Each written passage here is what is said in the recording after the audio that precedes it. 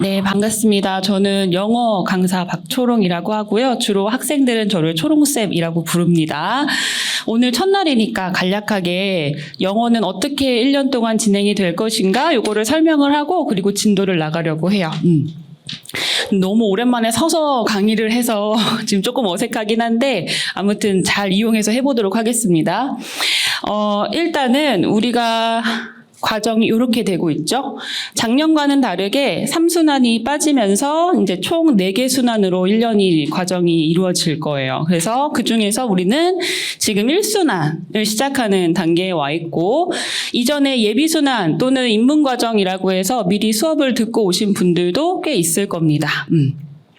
입문 과정에서는 기초 문법이랑 그리고 구문 이런 것들을 다루고 있거든요. 그래서 이런 것도 이따 설명하겠지만 1순환에서도 지금 문법을 할 거죠. 근데 이 문법이 난 좀 버겁다 아니면 난 좀 너무 어려운 것 같다 하시는 분들은 예비순환의 과정, 입문 과정을 같이 수행하시는 것을 추천드립니다. 근데 아마도 1순환 잘 따라오실 수 있는 분들이 대부분일 거라서 그거는 이제 들어보면서 확인하시면 돼요. 미리 막 질에 걱정이 돼가지고 들어야 되나 막 이렇게 하시는 분들이 있는데 이미 안 들었다 하시는 분들은 1순환을 들으면서 판단할 것. 지금 바로 필요하지는 않다. 그래서 듣고 오신 분들 아니면 그렇지 않으신 분들 모두 지금 1순환에 와 있는 거고 1순환은 문법 이론이라고 되어 있어요. 그래서 우리가 작년 같은 경우는 1순환이 4주 정도였었는데 이번에 6주로 늘어났기 때문에 변화를 줄 수밖에 없었어요. 그래서 이번에 1순환에는 이 문법의 모든 이론만 쑥 훑는 용도로 사용할 겁니다. 그래서 책 한 권 지금 갖고 계시는 거에 대한 모든 이론을 정리하는 걸 1순환에서 하겠다. 그러면 이걸 정리만 하면 끝이냐? 그게 아니죠. 사실은 문제를 풀어보는 것도 굉장히 중요한데 문제풀이는 언제 할 거냐면 2순환 넘어가서 할 겁니다. 그래서 1순환은 오로지 이론만 싹 정리하는 그런 기간이다라고 생각하시면 될 것 같아요. 그래서 처음에 있는 문법 파트 보면은 이 문법 교재 같은 경우가 이 2가지 파트로 나눠져 있거든요. 앞에는 팔품사, 뒤에는 이제 조금 더 어려운 여러분이 실질적으로 필요한 관계사라던가 뭐 부정사 이런 것들 공부하는 부분이 나눠져 있는데 이거를 싹 정리하는 게 목표입니다. 그래서 이론만 다다다다다 나가겠다. 그래서 여러분들은 영어를 나는 생전 처음 공부해 하시는 분들은 없을 거예요. 학교를 나오면 어쩔 수 없이 우리가 부딪히게 되는 경우가 많기 때문에 있긴 하지만 정리가 좀 안 돼 있는 경우가 대부분이겠죠. 아니면 들어본 것은 있지만 내가 잘 못한다 또는 자신감이 없다 정도가 이제 대부분의 케이스이기 때문에 이 문법의 이론을 그냥 싹 정리하면서 이해하는 그런 시간을 1순환에 가지려고 합니다. 그래서 총 6주 되어 있고요. 그런 다음에 이제 2순환에 넘어가면 우리가 풀지 않은 문제 이거를 또 싹 풀 거예요. 초반에. 그래서 문제풀이를 싹 하는데 문법 문제에만 기초해서 푸는 것이 아니라 이걸 하다 보면 어쩔 수 없이 구문을 공부하게 되어 있어요. 문장 구성이라던가 이런 것들을 분석하면서 문제를 풀기 때문에 그래서 어느 정도 구문이랑 그리고 문제풀이 요게 다 지나고 나면 독해책이 또 출시가 되어 있을 겁니다. 그러면 바로 또 독해로 넘어가서 2순환에 우리가 할 게 좀 많아요. 길이가 좀 길기 때문에 이것을 독해로만 하기에는 좀 지루한 감이 있고 늘어지는 감이 있어요. 그래서 초반에는 문제를 풀고 구문 분석하는 연습하고 그런 다음에 독해 문제를 풀어가면서 이제 감을 익히기 시작하는 것이죠. 그래서 그렇게 2순환을 좀 바쁘게 보낼 생각입니다. 그리고 나서 3순환이 되면 이제 모의고사 바로 시작이 되죠. 그래서 진도별 모의고사 그리고 4순환에 실전 모의고사 이렇게 되어 있는데 영어는 진도라는 게 없기 때문에 사실 진도별 모의고사도 실전 모의고사와 동일하게 진행을 할 겁니다.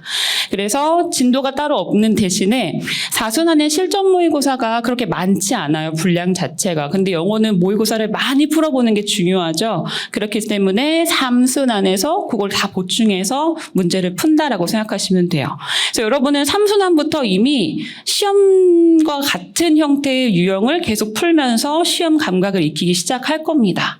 이걸 하면서 이제 시간 조절이라던가 이런 여러분의 여러 가지 고민되는 부분을 이때 해결하려고 노력을 하셔야 될 거예요. 그리고 4순환에는 정말 시험처럼 한 몇 번 치르고 나서 실제 시험장에 가시게 되는 거죠. 이런 식으로 해서 1년이 이제 마무리가 될 거고 그 와중에 이제 복화 테스트 우리 아침에 제 수업을 들었잖아요. 그쵸? 지금 금요일이기 때문에 제가 원래 항상 영어는 월요일 개강인데 처음으로 금요일에 배정을 받았어요. 그래서 너무 기쁘긴 한데 좀 어색한 부분도 있긴 있어요. 왜냐하면 월요일 날 딱 나와서 내가 설명을 해줘야 되는 부분이 있거든요. 그래서 복화 같은 경우에는 여러분이 아침에 수업을 들으시고 월요일, 화요일 들으시고 수요일 날 테스트지 받았나요? 그런 식으로. 그러면은 또 목요일, 금요일 들은 거 내일 테스트지 나오겠죠? 이런 식으로 여러분이 공부하시면 되는데 속도는 여러분에 맞게 조절하시면 돼요. 예를 들어서 나는 이 하루에 한 챕터 공부하는 게 너무 버겁다 하시는 분들은 그거만큼만 따라오려고 노력하시면 되겠고, 나는 조금 시간에 여유가 있다. 그러면은 속도를 좀 빨리 하셔도 상관은 없습니다. 그냥 수업은만 나중에 들으시는 거고, 어차피 복화는 반복이 중요한 거기 때문에 내가 지금 챕터 10을 풀고 있는데 챕터 2에 대한 강의를 듣는 게 전혀 마이너스가 아니죠, 여러분. 다시 한번 상기하는 데 중요하기 때문에.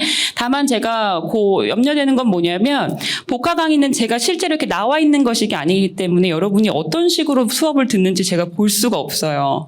대부분 멍하거나 딴 생각을 하거나 잠깐 자거나 하는 분들도 분명히 있을 거라고 생각이 듭니다. 지금은 초반이니까 열심히 듣겠지만, 근데 그럴 거면은 되게 시간이 아까워요.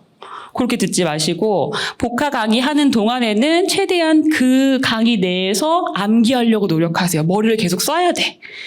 그래서 어떤 단어가 있으면 그걸 제가 막 설명하잖아요. 그럼 그걸 들으면서 계속 그 단어를 암기하려고 노력해야죠. 듣는 건 듣는 거고 암기는 나중에 해. 이러면 시간이 2배 걸리는 거니까. 그래서 시간을 효율적으로 사용하려면 복화 강의 듣는 그 순간에 굉장히 집중을 해서 단어를 많이 익혀서 하루의 나머지 동안에는 잘 외워지지 않은 나머지 단어를 외움으로써 하루 동안 50개의 단어를 어떻게든 내가 외워보려고 노력을 하는 게 굉장히 중요해요. 당연히 한 번에 50개 단어가 싹 들어오진 않을 거예요. 그래서 반복이 중요한데 그건 속도 조절을 통해서 누군가는 1년 동안 5회독을 하고 누군가는 한 번은 보기도 벅차고 이런 경우가 굉장히 많이 생기거든요. 여러분 하기에 좀 달려있다. 다만 너무 욕심을 내지는 않았으면 좋겠다. 왜냐하면 긴 레이스이기 때문에 초반에만 열심히 하시고 금방 지치시는 분들이 너무 많아요. 그래서 그런 것들은 자기의 속도를 잘 파악해서 거기에 맞게 따라오시면 되겠고, 그리고 이런 질문도 있었어요. 예비순환에서 나는 복화 강의가 제공돼서 들었다. 이걸 또 들어야 되느냐라고 물어보시는 분들이 있는데 또 들으라고 주는 거예요. 사실은 그분들을 위해서. 그럼 그분들은 예비순환에서 한 번 들었으면 여기 1순환, 2순환 통해서 2번 듣게 되는 거죠. 한 번 듣는 것과 2번 듣는 것은 차이가 굉장히 커요, 여러분. 별거 아닌 것 같아도. 그래서 영어라는 건 결국 우리가 실생활에서 잘 안 쓰는 언어기 때문에 우리가 힘들어하는 거잖아요. 익숙함이 덜하니까 계속 반복해줘야 됩니다.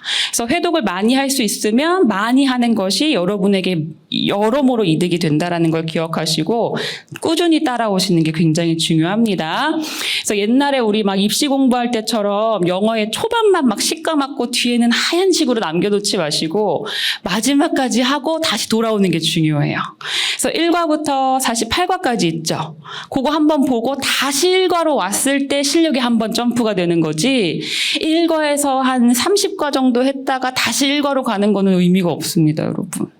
그리고 어떤 교재를 보든지 간에 예를 들면 나는 다른 복화책이 있어서 그걸 보겠다 하시는 분들도 반드시 처음부터 끝까지 한 번은 회독을 제대로 해야 다시 처음으로 돌아가도 의미가 있다는 걸 꼭 잊지 않으셨으면 좋겠어요. 중간에 그만두는 건 의미 없다. 그래서 내가 오랫동안 할 수 있는 방법을 꼭 생각하셔서 지치지 않으면서 계속 회독할 수 있는 방안, 나만의 속도 이런 걸 고려하셔야 됩니다. 그렇게 보시면 되고, 복화 테스트, 죄송해요. 복화 테스트는 2순환 정도까지 계속 진행이 돼야지 아마 끝날 겁니다. 그래서 예비순환에서는 46과까지만 촬영된 것이 제공이 됐었을 거예요. 근데 이번에 교재가 다 개정이 되면서 복화가 48과까지 늘어났거든요. 그래서 2개 분량은 제가 나중에 촬영을 해서 붙여서 여러분한테 다시 제공을 할 거기 때문에 그거는 걱정 안 하셔도 되고요. 그렇게 진행한다.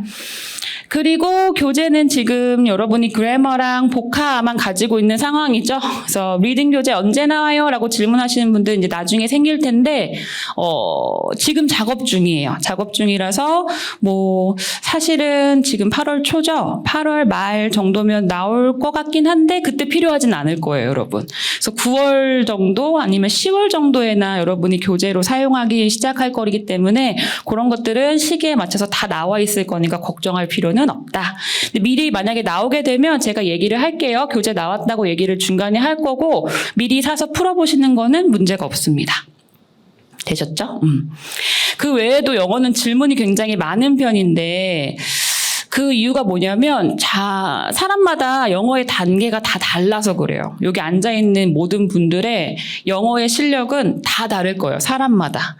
내가 초급이라고 얘기를 하지만 초급도 초급 나름인 거고 중급도 중급 나름, 고급도 고급 나름이기 때문에 다 다르거든요. 그래서 그걸 다 맞춰서 공부하기는 쉽지 않으니까 자기만의 뭔가 방법이 있어서 하고 싶은 분들이 질문을 많이 하시는데요. 일단 저는 수업에 집중하는 게 가장 중요하다. 뭘 하든지 간에. 그리고 아까 말씀드린 것처럼 끝까지 보는 게 중요하다. 그리고 부교재로 이제 독해를 시작하려고 하시는 분들이 있어요. 난 마음이 급해. 아니면 나는 지금은 독해를 할 수도 있어 하고 생각하시는 분들 교재를 추천해달라고 하시는데 나쁜 교재는 사실 없다. 그래서 여러분이 마음에 드는 거 하시면 됩니다. 저한테 더 이상은 물어보지 않으셨으면. 왜냐하면 제가 그렇다고 EBS를 푸세요. 뭐를 푸세요. 이렇게 얘기를 하는 것 자체가 사실은 조금 어려운 상황이고요. 여러분들이 필요한 거, 근데 중요한 건 뭐냐면 시험의 수준에 맞추지 말고 여러분 수준에 맞춰서 사세요, 교재를. 예를 들면 법원지 영어의 어떤 독해 난이도가 한 고2, 3 수준 정도 된다라고 해서 고3 수준을 덜컥 사가지고 풀라는 뜻이 아니고요. 시험의 난이도는 고3 수준이지만 난 아직 고1 정도밖에 안 돼. 그러면 고1 걸 푸시는 거예요.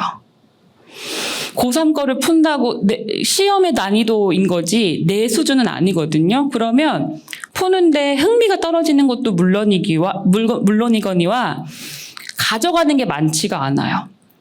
예를 들면 이 지문, 고3 수준의 이러한 지문에서는 이러한 단어, 이러한 구문, 이러한 문법 지식 이런 것들이 다 융합이 돼서 풀어져야 되는데 내가 그만큼의 단어도 없고 그만큼의 문법 지식도 없고 구문 독해도 안 되면 그냥 한국말 해설지 보면서 대충 넘어간다고요.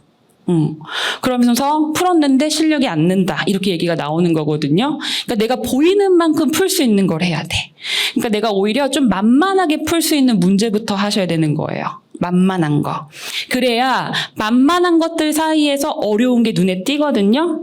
그걸 정리하기 시작하면서 실력을 쌓아야 되는 거죠. 고3 수준을 시작해버리면 그냥 다 어려워. 단어도 어려워, 구문도 어려워, 문제도 어려워, 내용도 모르겠어. 이걸 그럼 다 정리해야 되는데 그게 되냐 이거죠. 주로 그만큼의 인내심을 가지고 공부하시는 분들은 없어요. 그럼 지문 하나를 갖고 하루 종일을 잡고 있어야 되는데 여러분 그렇게 하냐? 그렇게 하지 않거든요. 그냥 빨리 한국말 해석을 보고 대충 아는 것 같아. 대충 알겠어. 이러고 넘어간단 말이에요. 그럼 대충 아는 거지 여러분 것이 되지 않은 상태에서 그냥 문제만 풀고 시간만 흐르는 경우가 너무 많이 생겨요. 그런 것들 주의해서 내 수준에 맞는 거 풀면 된다.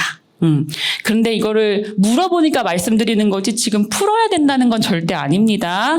지금 하는 거에 집중하는 게 훨씬 더 중요해요. 이거는 대충 해놓고 문제풀이에만 막 몰두하시는 분들 많은데 올바른 방법은 아니에요. 나중에 뒤에 가서 후회하게 되는데 뒷일이니까 아직 우리가 몰라서 그렇지. 그래서 옆에 있는 사람이 뭐 푼다라고 해서 그거를 막 따라갈 필요는 전혀 없다. 아시겠죠? 그래서 나중에 그래도 궁금한 것이 생긴다. 그러면 저한테 이제 질문이나 상담으로 오시면 되는데 영어의 상담 시간은 우리가 오전 수업이잖아요. 그렇죠? 그러니까 제가 오후 저녁까지 있기가 너무 힘들어서 제가 다른 요일에 올 거예요. 저녁에. 언제 올 거냐면 일단은 월요일 날 올게요. 월요일 날 저녁에 여러분 다 하는 것처럼 저녁 7시 반부터 질문을 받도록 하겠습니다. 영어 같은 경우에는. 그럼 어떻게 하기 딱 좋냐면 오늘 금요일이니까 오늘 공부하겠죠. 만약에 못했어. 그러면은 주말이라도 어떻게 해야겠죠? 정리를 하고서 질문이 생긴다면 월요일날 가지고 오시면 되겠네요. 그런 식으로 하시면 되고 내가 너무 급해 아니면 난 당장 질문해야겠어 하면 카페를 이용하시면 되겠습니다. 그런데 카페에 쪽지는 조금 지양하도록 하세요. 쪽지 확인은 잘 안 되는 편이어서 제가 막 한 달 뒤에 읽는 경우도 가끔 생겨요. 자주 본다고 하긴 하는데 누락되는 경우가 생기니까 웬만하면 카페의 게시글을 통해서 올려주시면 답변을 드리도록 하겠습니다. 그리고 수업이나 교재 외의 내용을 만약에 물어본다면 반드시 출처를 밝혀주시는 게 일단은 예의가 되겠습니다. 그래서 왜냐하면 나한테 대뜸 나도 처음 보는 문장을 이거 뭐예요? 이렇게 물어보시는 분들이 많아요. 근데 내가 뭘 설명하는지 정도는 저도 알아야겠죠. 어느 부분에 무슨 문장을 이 친구가 보고 있는데 내가 그걸 설명해주는 입장이구나라는 건 제가 인지를 해야 답변이 나갈 수 있어요. 뭔지 모르는데 갑자기 물어보면 이 친구가 도대체 뭘 보고 있는 거지? 라는 생각이 들거든요. 그러니까 그건 질문에 대한 최소한의 예의다. 그래서 이런 걸 보고 있는데 이런 부분이 어렵습니다. 질문하는 거. 게다가 뭐 내 교재에 관한 질문인 경우에는 내 교재니까 어쩔 수 없이 제가 찾아보면 되긴 해요. 뭐 예를 들면 되게 뭐 챕터 1의 26번 단어의 예문 모르겠음. 뭐 이런 식으로 질문하는 경우가 있거든요. 그럼 나는 책을 찾아서 26번 단어를 보고 답변을 또 해줘야 돼요. 근데 뭐 내 교재니까 나 할 수는 있는 부분이다. 그런데 내가 모르는 거에 대해 질문을 하는데 굉장히 부분만 딱 올려놓은 다음에 질문을 하면 제가 전체를 보지 못한 상황에서는 잘못된 답변이 나갈 수밖에 없어요. 그래서 그런 것들도 잘 인지해서 질문해 주시면 되겠습니다.